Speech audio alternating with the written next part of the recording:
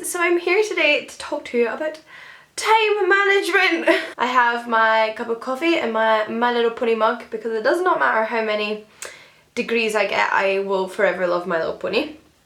And somebody asked me in the comments of my Vlogmas announcement video if I would do a video about time management.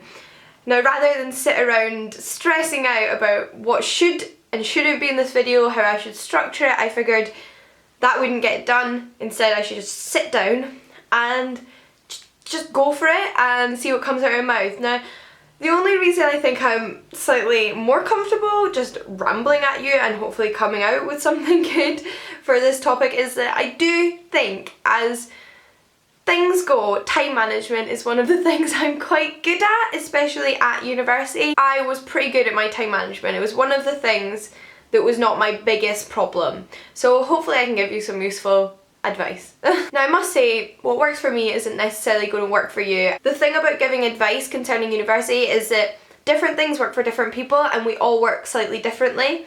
So I'm going to try and be slightly general and then give you an idea of what I do, so that you can adapt these tips to suit you. I myself am the kind of person that is half an hour early for everything. I hate being late. I don't work well under pressure.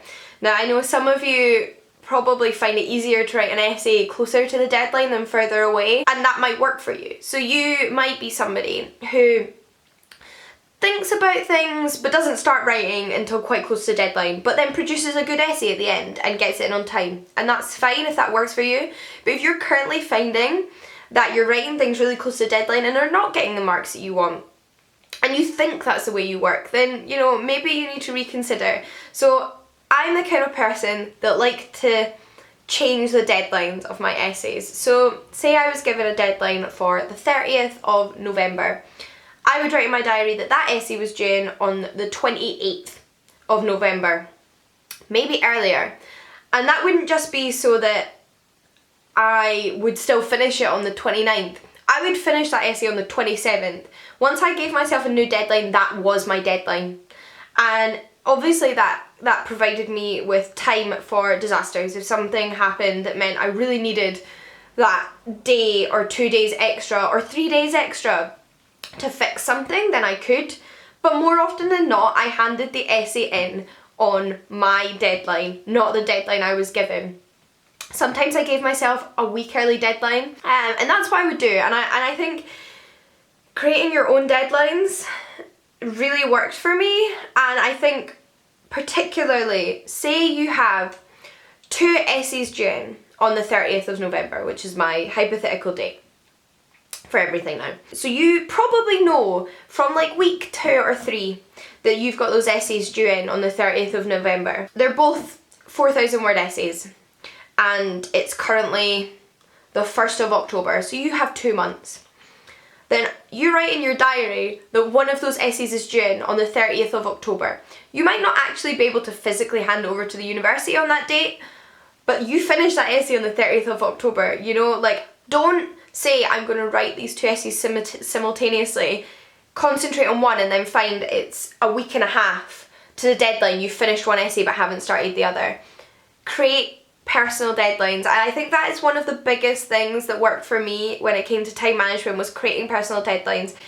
Different scenarios called for different personal deadlines, but very rarely were my deadlines the same day that essays were due in, and that partly because I don't work well under pressure. The closer it gets to a date, the harder I find it to write. I always much rather finish things early, starting things early, even if I was writing right up until the deadline, but instead I was spending, rather than spending 10 hours a day for a week and a half writing an essay, I spent 2 hours a day for like a month. The maths maybe doesn't add up here, but you know what I mean. A smaller increment of time for a longer period of time every day.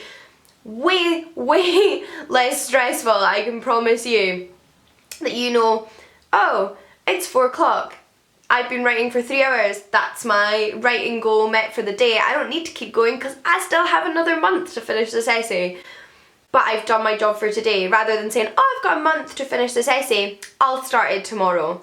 just do it, like, oh my god, it'll help you so much. And I think that's the thing with anything at university, is stop putting things off, just do them. You know, my next massive tip for time management is to give yourself time off. I found when I did 7 days a week, working until midnight, in a way I almost got less done.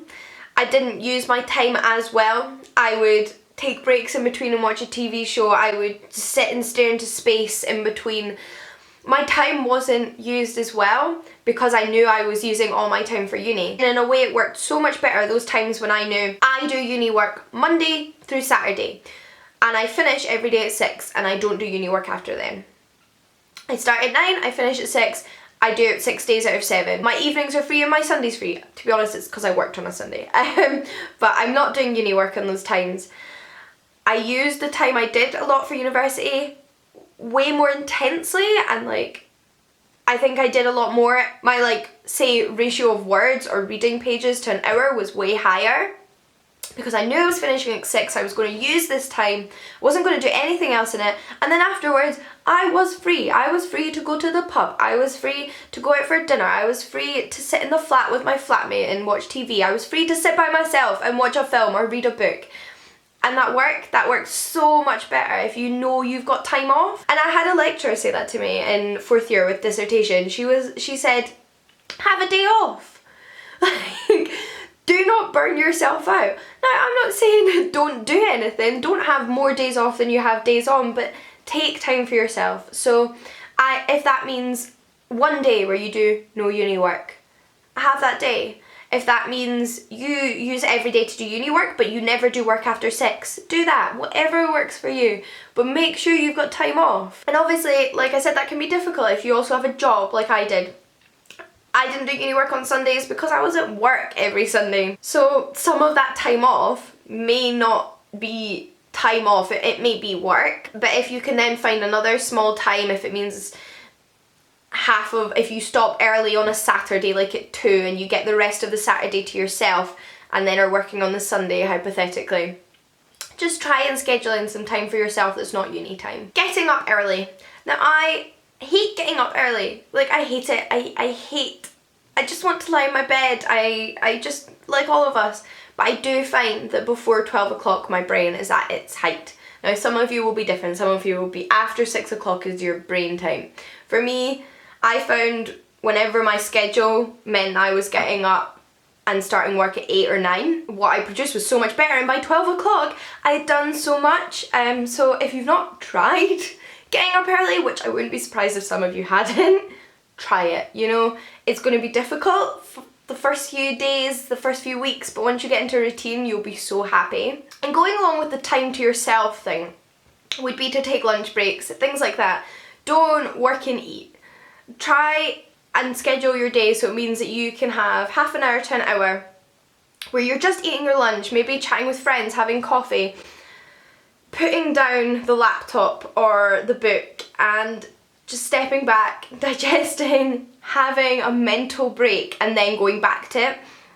My hour lunch breaks always meant I went back so much more refreshed than the days where I worked through my lunch. I think you burn out slower if you take a break like that. So that would be my next tip. Another idea would be to kind of break things down by what things are worth or how long things are going to take you. So say you've got 2 essays and one's 4,000 words and one's 2,000 words. Maybe give yourself, not necessarily half the time, but say you think you can write 2,000 words in 3 weeks, give yourself 4 weeks to write the 4,000 words one.